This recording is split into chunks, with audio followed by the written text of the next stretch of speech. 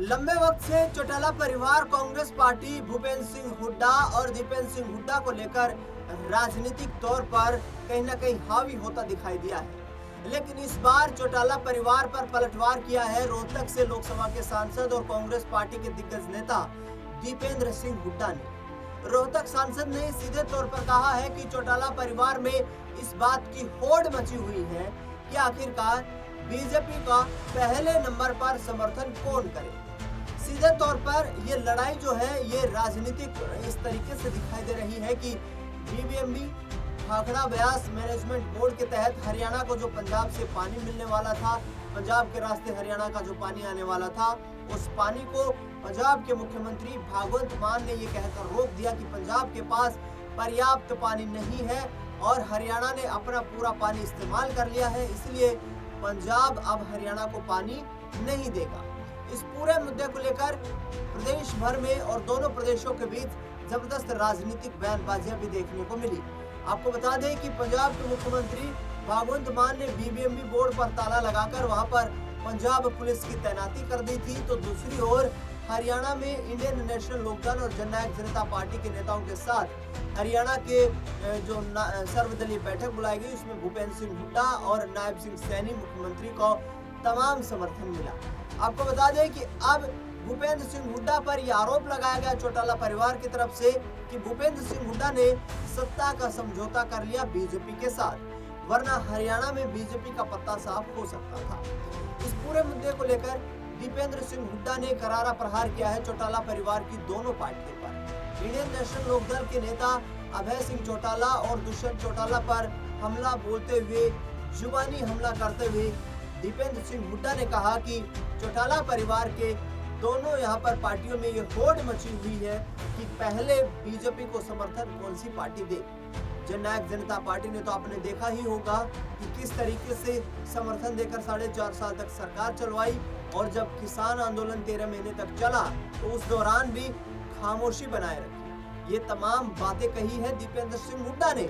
अभय सिंह चौटाला को भी उन्होंने आड़े हाथों लिया।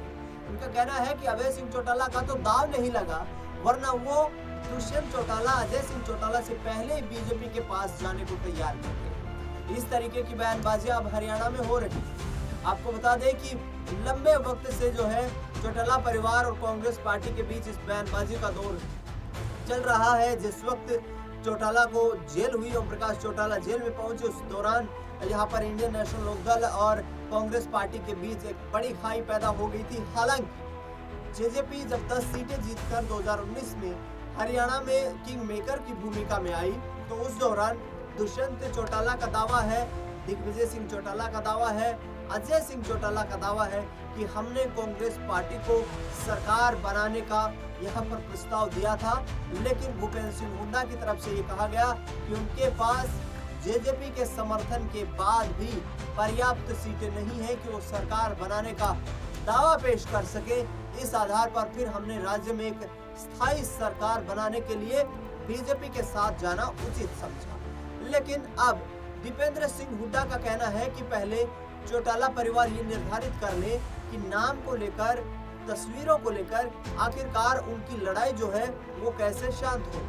पिछले दिनों जब रोहतक में जननायक जनता पार्टी के प्रदेश कार्यालय का उद्घाटन किया गया, तो उस प्रदेश कार्यालय के उद्घाटन के वक्त पर ओम प्रकाश चौटाला की तस्वीरों का इस्तेमाल जननायक जनता पार्टी के पोस्टर्स पर किया गया, जिसके बाद राजनीति चरम सीमा पर पहुंच गई।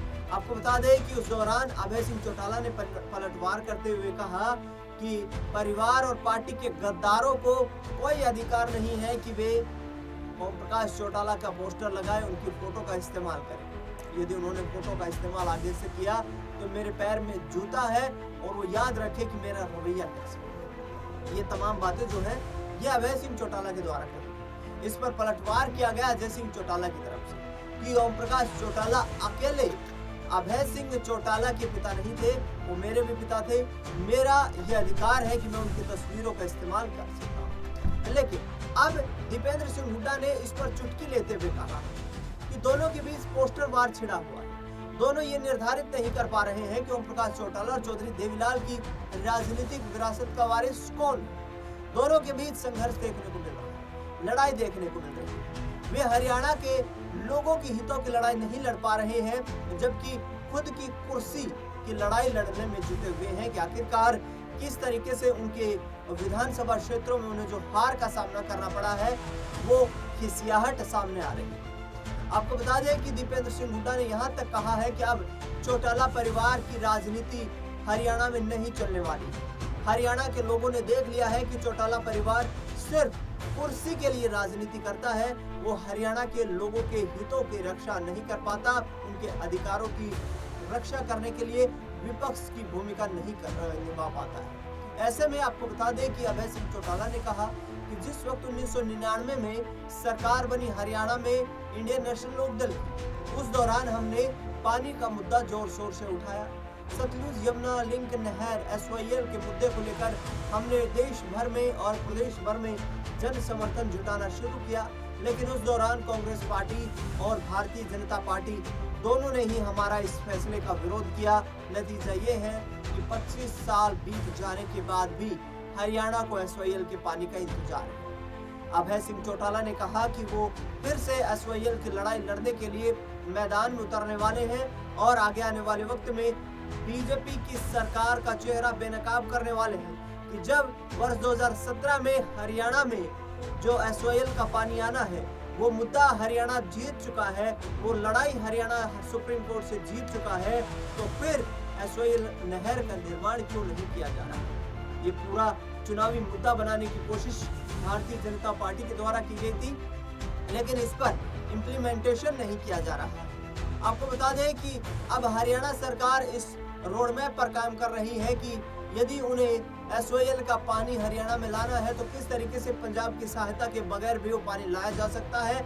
इस रोड मैप पर लगातार विचार हो रहा है, चर्चा हो रही है, क्योंकि ये बहुप्रतीक्षित मांग है हरियाणा के लोगों की, विशेष तौर पर दक्षिणी हरियाणा के लोगों की, जहां पर पानी की भारी समस्या देखने को मिल रही है।